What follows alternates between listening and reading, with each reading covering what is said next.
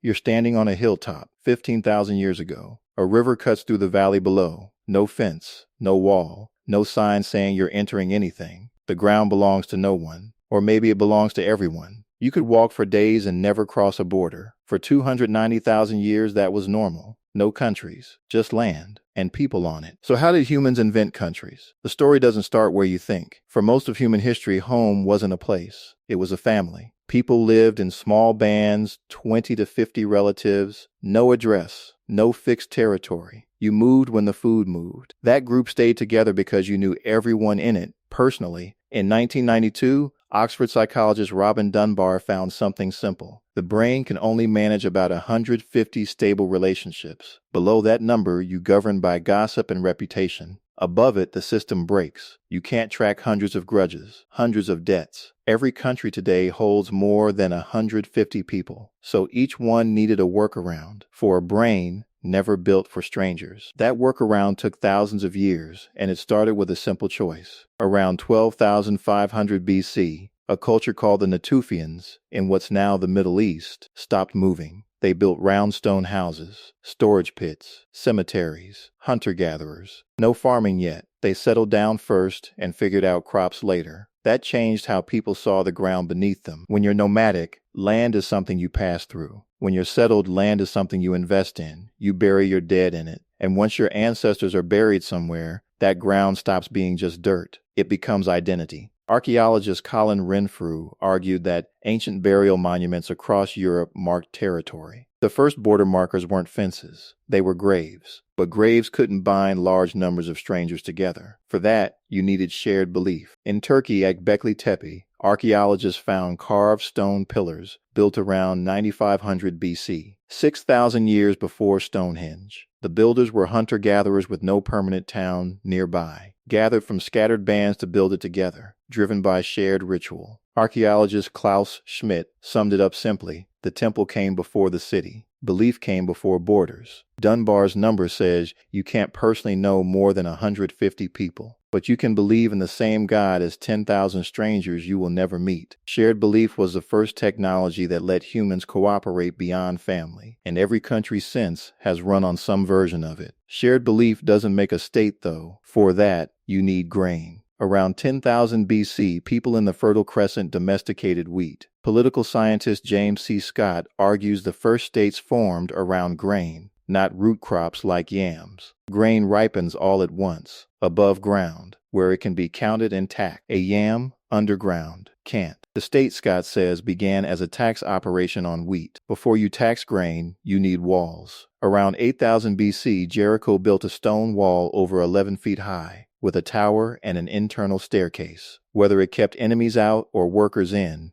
building it took thousands of days of organized labor. Somebody planned it. Somebody fed the workers. That's not a family project. That's administration. The skeleton of a country. With surplus grain came inequality. Small bands had long used gossip and ridicule to stop anyone from getting too powerful. That changed when ambitious people learned to claim a special bond with the gods or control the stored food. Once temporary status became hereditary rank, you were one step from a king. And a king with land is a country with a crown. Around 3500 BC, the city of Uruk in Mesopotamia grew to 40,000 people, too many to govern by personal relationships. So its rulers invented writing. The earliest tablets weren't poetry. Over 85% were accounting records, grain distributed, workers rationed, livestock counted. The first written word was probably a number, beside a sack of barley. The country was built on paperwork. Formal borders followed. Around 2500 BC, two Sumerian cities fought over a strip of farmland. A king surveyed the border and carved it into stone. When the deal broke, war followed, and a monument recorded the boundary, with a curse for anyone who crossed it. Two states, arguing over where one ends and the other begins. One of the oldest recorded borders on Earth. Anthropologist Robert Carnero explained why states formed where they did. In places where fertile land was boxed in by desert, mountains, or ocean, losers of a war had nowhere to flee. They got absorbed into the winner's territory instead. Village swallowed village, until a state emerged. Early states rose in exactly these boxed-in spots. The Nile, coastal Peru, Mesopotamia, around 3100 BC in Egypt, King Narmer united two lands under one crown.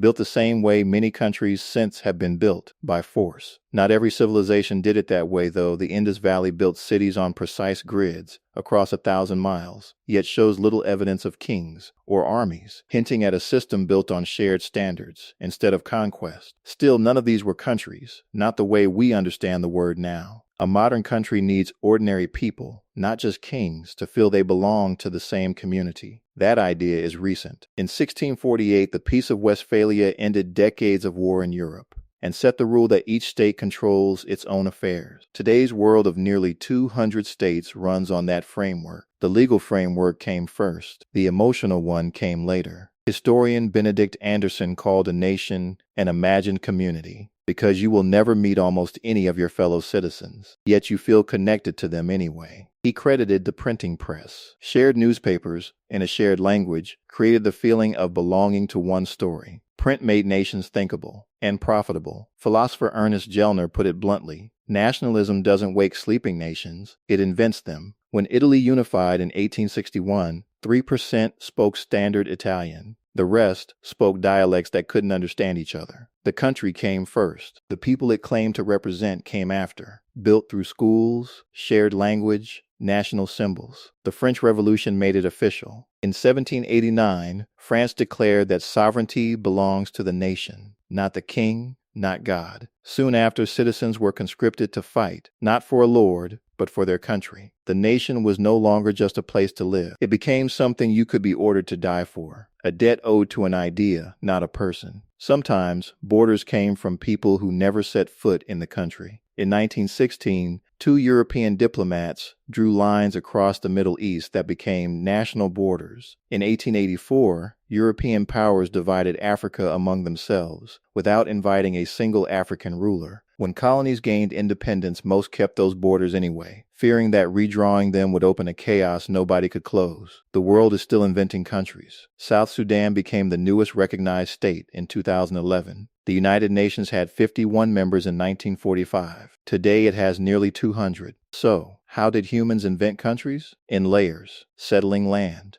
growing grain, building walls, inventing writing and bureaucracy, fighting wars that swallowed the losers, then inventing sovereignty, then nationalism, the feeling that strangers belong together. French philosopher Ernest Renan gave a lecture in 1882, answering the question directly. A nation, he said, is a daily plebiscite. It exists because people choose every day to act as if it exists, held together not by blood or soil, but by agreement, memory, and a kind of collective forgetting of the conquest that built its borders in the first place. Tonight, you'll go home to a country. You won't think about it. But that country is younger than pottery, younger than farming, younger than the dog on your couch. For most of human history, it did not exist. It exists now because someone grew a field of wheat, counted the harvest, built a wall around it, and convinced everyone inside they were the same people. A story enough people believed for long enough, and still do,